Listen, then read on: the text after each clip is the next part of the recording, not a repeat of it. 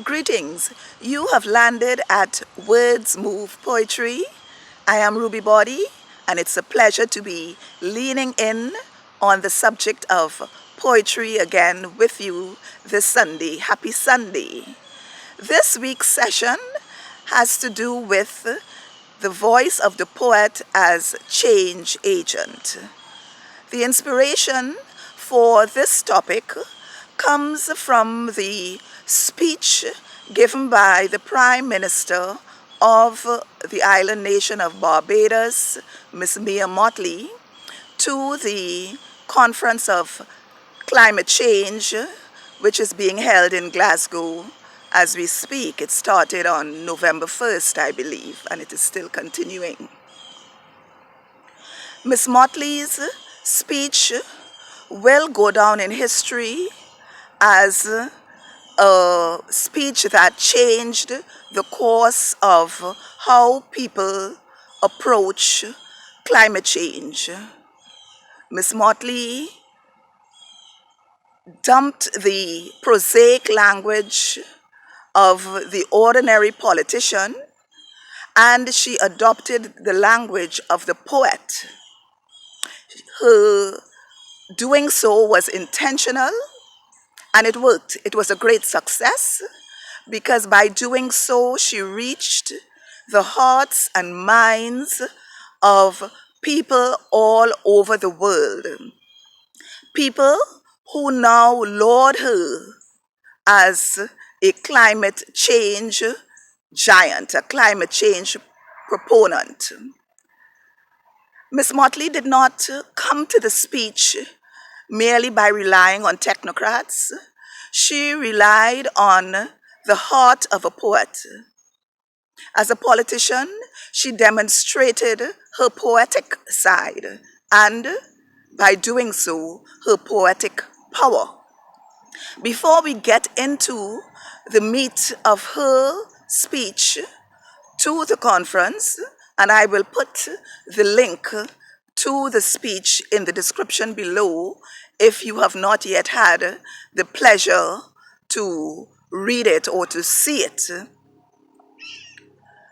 I want to drop some dates before we get into the meat of it, because we unfortunately live in a time where so many people are saying that we have no use of history.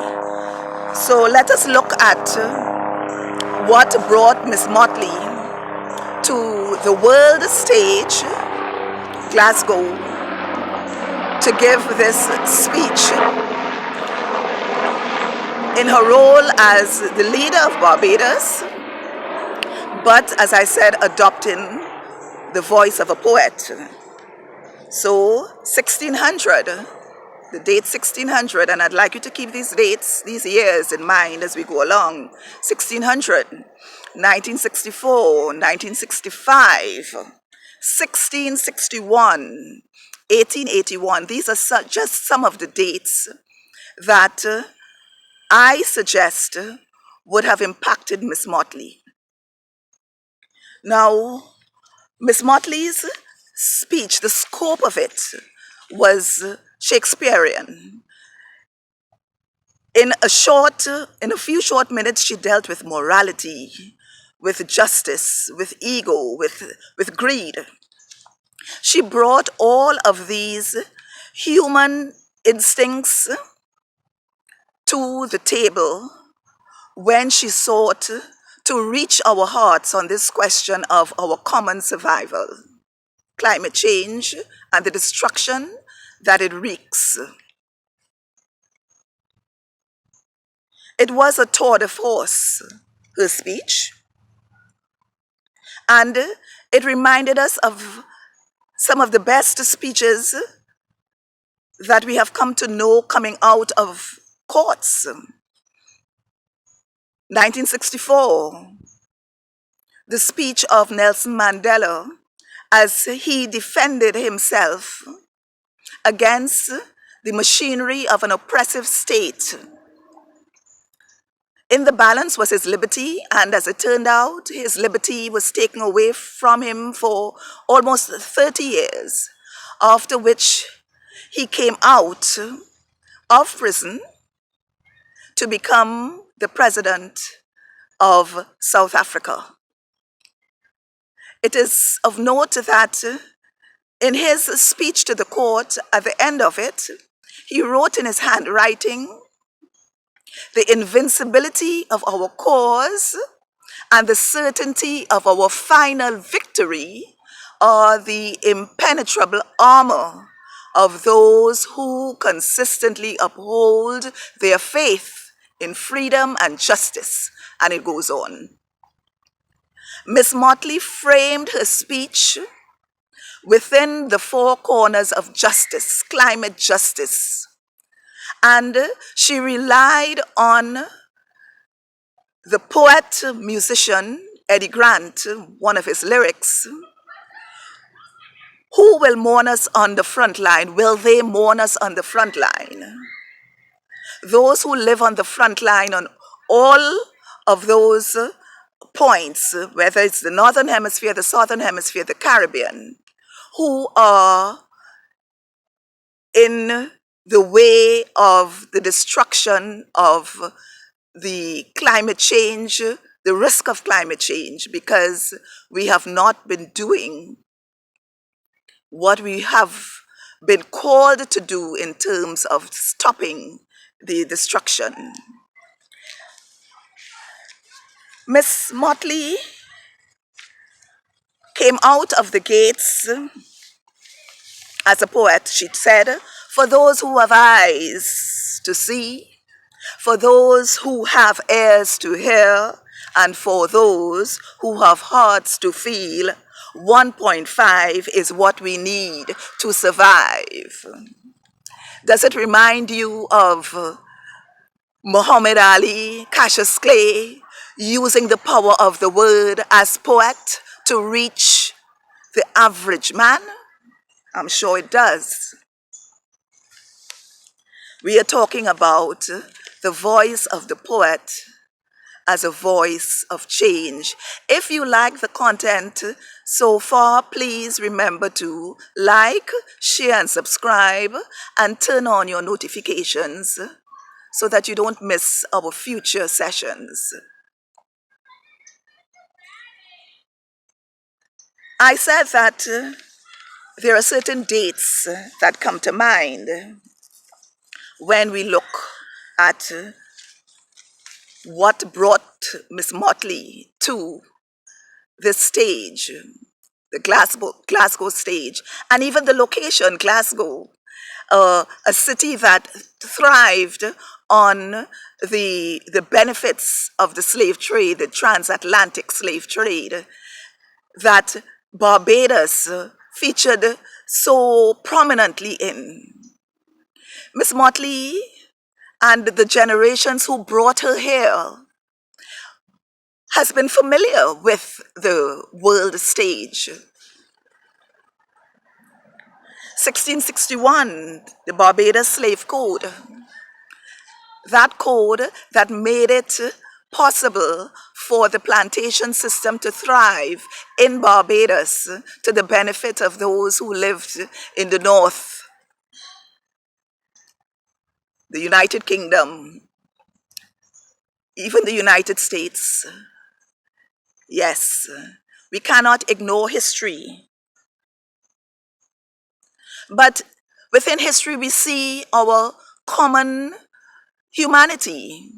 Because in 1881, the poet Keats, John Keats, born in England, wrote The Naughty Boy, his poem, a poem that I learned as a child growing up in the Caribbean myself. And the fourth stanza of the poem talks about going to Scotland and standing in his shoes and wondering, because he wondered, why did he run away? People were the same everywhere. Yes, the poet seeing our common humanity. Mia Mottley saw the common humanity of people living on the front line, whether it is in the Caribbean, whether it is in the Maldives, whether it is in other parts of Africa who are under threat because of climate change. And she spoke for us. And when I say that she is on track to receive the Nobel Prize, I do not say so lightly, because Vidya Naipaul, when he was nominated and received that grand accolade, it was said he was given it for having united perceptive narrative and incorruptible scrutiny in works that compel us to see the presence of suppressed histories. Suppression still continues. We are talking about climate justice. Those are not my words. Those were the words chosen by Mia Mottley, Prime Minister of Barbados. So it was not business as usual for Miss Mottley. She walked in the shoes of those who came before her: Nelson Mandela, Portia, the character in The Merchant of Venice, that Shakespearean play that was published in 1600, where Portia had to disguise herself as a man in order to deliver the famous speech on mercy that we still remember today and that still guide us today, the quality of mercy. So we are so proud of Miss Mottley, and we congratulate her on a fine speech. And as usual, we will close out today's session with some words that I wrote. I wrote them in August of 2021, a few months ago, when I said, "Will you speak for me when language fails to explain why I searched for another way, away from the one I inherited from patriarchy? Wisdom knows it did not serve me.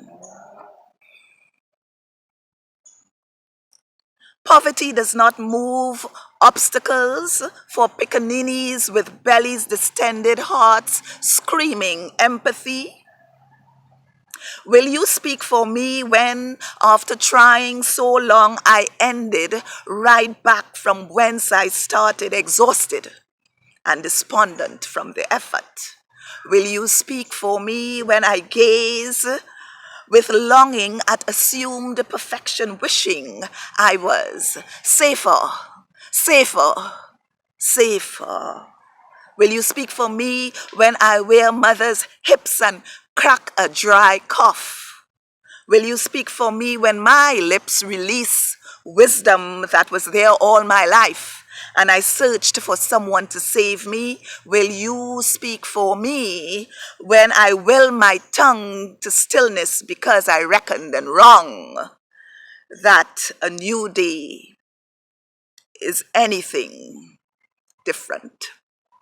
I want to thank Miss Mottley for speaking for us at Glasgow. She has given us hope. Again, if you like our content, please like, share, and subscribe. And we look forward to leaning in with poetry with you next Sunday. Peace out.